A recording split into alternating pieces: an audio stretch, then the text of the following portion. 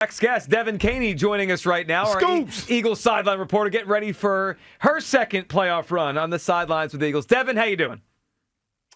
I'm doing well. Look, I just know Rod is tired listening to Hugh. Like I just picture him like every time, just defeat, hands on knees, like, oh man.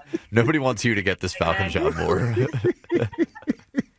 As soon as it came out my mouth, I was like, oh my gosh. Rod is a brand.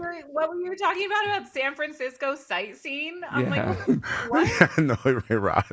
I'm going sightseeing with you, Hugh, if we make it Hey, out there. Dev, if we go, I have a whole day lined up for us. We're gonna have some wine. We have shows to do Monday to Friday. What I'm saying, but we're gonna take some time. We're not gonna get banged up because we're professionals. No, but we're gonna have some wine. We're gonna get something to eat. We're gonna probably ride a trolley or something. You know what I mean? We got the whole day. We got a whole day. I'm excited. Speaking of Rod, I sometimes I think about this when Hugh does this stuff, or any of us around here, Devan. I mean, Rod is a brand manager, program director. He might as well just put daycare director on his title because that's what it feels like around here, especially with Hugh Douglas. All right, Devan, let's get into a whole bunch of things here with the team and the game coming up. But first, let's kind of go back and then we'll go forward. What was your takeaway from the game on Sunday, the way they approached it, then in the game stuff, right, the way they called the game? A lot of people, I mean, John Ritchie, Hugh even today, frustrated with the way they did it. I guess I made peace with it when they decided not to play the starters, that they didn't really care if they won or lost, so the game itself didn't make me crazy, but they had the chance of the 2 seed as the game was going on. What did you take away as you watched it? Yeah, I mean, I think it's twofold. So going into the game, I loved that they rested starters, and I still do. Like, I think anyone upset at the fact that they didn't play the starters, like, you need to just look back at that game. And, Brett Toth left with a concussion. Grant Calcaterra has an ankle and knee injury now that we don't know his status for that yet. It's a physical game, and as Nick Sirianni said earlier last week, every time that this team has been in the postseason and has made a run at the Super Bowl in the postseason, they've either had the bye by having the first seed, or they've made a bye for themselves. And that's exactly what they did. I don't think any of the starters were, upset that they didn't really have a chance to be out there. That being said, I think the play calling on offense was still a little bit concerning, just when, you peel back the layers, and it's been a conversation, all year. And it's been, really about who do we point the finger at for this offense? Is it Jalen Hurts? Is it the O-line not being healthy, not being what they were? Is it Saquon not being what he was? Is it A.J. Brown? We've really gone through all the possible narratives, but I think in resting the starters, especially on offense, and putting Tanner McKee in, we saw what Tanner did at the end of last season. And I know every season's different, every game's different, but to me, it just didn't look like the play calling and play design was doing Tanner or the offense any favors. I know that we've talked about it. I'm sure you guys have, the last two days already, but like, why are you throwing it on a 3rd and short? Why aren't you giving it to Tank Bigsby? It's kind of just like those head scratching moments. And that's a little bit concerning to me because it is week 18. So I'm not really sure if it's going to, get any better in terms of making sense. Yeah, it was a weird one. I mean, to drop back that many times in a close game. Yeah, it was a lot. Yeah, especially because Tank Bigsby was running the ball really well, and they probably could have won the game just doing that. All right, Devan, let's spin forward now. It is the 49ers. We know the matchup. What's your thought on this one? It's interesting because we've seen this team in some big games here recently, right? The title game in 22, the regular season game December of 23. And they have some of the same characters. I mean, Shanahan, the coach, and Brock Purdy, the quarterback. But there's a lot of new. I mean, a lot of those defensive players are either hurt or gone. And a lot of the offensive players are different outside of McCaffrey. What's your first thought on Eagles, 49ers on Sunday? I mean, I said it on our pregame show, Joe, as both of you guys know, before this Commanders game. Like, if I had to choose an opponent to face in the first round of the postseason, it would be the 49ers. I know everyone wanted that higher seed so we could get the Packers, but it's really hard when you break it down, when you look at both the Packers and Rams. And I know that, it's not out of the question that the Eagles will have to face the Rams or Packers down the road, but going 4-0 against a team throughout just 2 seasons is a pretty difficult thing to do. I don't know the statistics on it. I'd be curious to see what they are. But the more familiar you are with a team, I think can be an advantage, but also just pile on disadvantages because they start to learn what you do well, what you don't do well, especially when it comes to this Eagles offense that we've learned a lot of defenses can figure out pretty quickly, even when they're not super familiar with them. So I like that we have the 49ers in this first wild card round. I think that they've had a very easy schedule. When you look at the Eagles record and the schedule that they've had to overcome for a winning record this season, and you look at the 49ers and what they had to face. And I know, the strength of schedule plays out a little differently than how it's projected.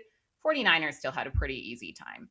I don't think that their record reflects how great of a team they are. Like, I think that the Eagles, if they come out there and they have a good offensive game plan, if their defense plays the way that we've been seeing the defense play, I think the Eagles will be just fine, especially when it comes to that defense on the 49ers offense matchup. Like, we saw what Hassan Reddick did to Brock Purdy, a few years back. I'm not talking about the most recent 49ers matchup at the Link. Let's forget about that one. Let's push that one out of our minds because that was not a fun time.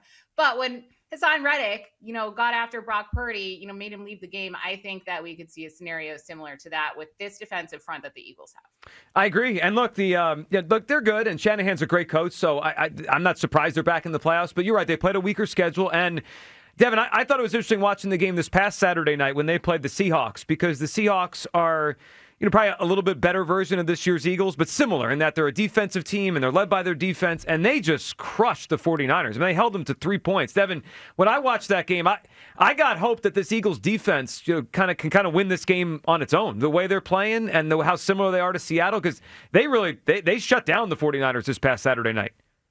Yeah, they did. And, I was talking to someone from our Odyssey's San Francisco station out there, and they're like, well, the 49ers offense is going to want revenge after only putting up 3 points. Okay, well, good luck. Have you seen the Eagles defense? Because that is a lot easier said than done.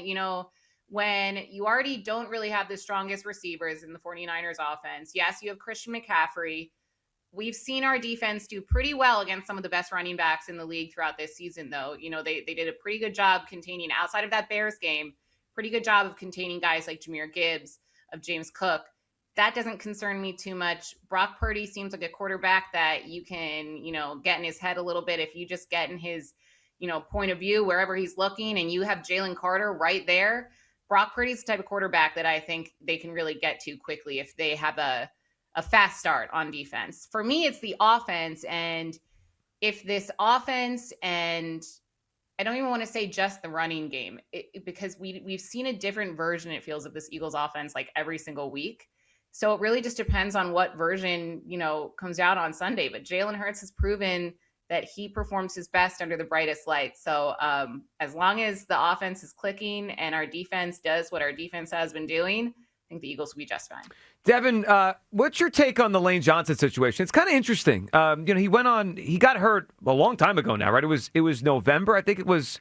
He's 11. Yeah, right. So it's a long time, right? So it was, and they didn't put him on the IR, which a lot of us thought means, all right, he could be back, in less than that 4-week span. He has not come back since. I understood why they didn't do it after they clinched the division or even this past week, because they were going to rest guys. But now there was a report this morning from Jeff McClain that he's expected to practice tomorrow for the first time since he got the injury. But Jeff said he still has to test his right foot before the team makes a decision on his availability on Sunday's game. Devin, what's your take on all this? Because it feels like it's still uncertain if he's going to play, which is a little surprising considering how long he's been out and the fact they didn't put him on the IR. Yeah, it's been surprising, not seeing him at practice still. And like you just mentioned, it's been since week 11. It was encouraging. He was on the sideline on week 18. He hasn't even been on the sidelines for these Eagles games. Of course, when you have an away game and you're injured, you're working your way back. Usually aren't going to travel with the team. But even, when Jalen Carter was out, he was on the sidelines. And that was a little bit concerning to me. I will say, if we want to see the silver lining in this newest report, what do we know Nick Sirianni loves to do? He loves a competitive advantage. So I think that could also be a factor here, because he's also said in weeks past that Lane is, putting a ton of work in and behind the scenes. It just might not be at practice because he hasn't been able to fully participate. He seemed in really good spirits on the sideline on Sunday. So I'm hopeful. I think that they really need him. if they want the offense to get going and do what they need to do against 49ers. So hopefully he plays. If not, then I would, that decision to play Fred Johnson as much as they did on Sunday would probably come into question as well, because Fred hasn't been playing, up to the expectations I think he even has for himself. He's been frustrated with his play. So I think having Lane Johnson back would be massive for the Eagles O-line. I mean, that's an obvious statement, but you just hope he can be 100%. Devin, last one for you. Any advice for our guy Hugh Douglas? As I'm sure you saw, there's a lot of stories out there. I mean, he's thrown his hat in the ring to be the next head coach of the Atlanta Falcons. Yeah, I mean, Hugh, I just hope that you make it past preseason. I wouldn't, talk about any problematic topics. Maybe keep that San Francisco plan to yourself for now. Yeah, you're going to do well. Yeah, as long as I'm mentioning going to get no lemon pepper wings and stuff like that in Atlanta, I think that'd be you're going to go out. Yeah. Your first message to the team is going to be defense doesn't win championships, and it doesn't matter. Hey, you know what the ironic thing is, Dev? You know what the ironic thing is? The ironic thing is the Falcons have a pretty good defense too. They led not when you get there. They were historically, they had the most sacks in the history of the Falcons. You're going to trade away all the good defensive players for offensive guys? I'm going to go ahead and roll with the defense because they're young and they're cheap. I'm going to build them the same way. Do what Chip Kelly did for the Eagles, but for the Falcons defense. Yeah, I'm going to Chip Kelly name. I don't want to be. He'll be public enemy number one down there in Atlanta pretty quickly. Devin, we appreciate it. We'll see you on Sunday for the pregame show. Have a good week, and we'll talk soon.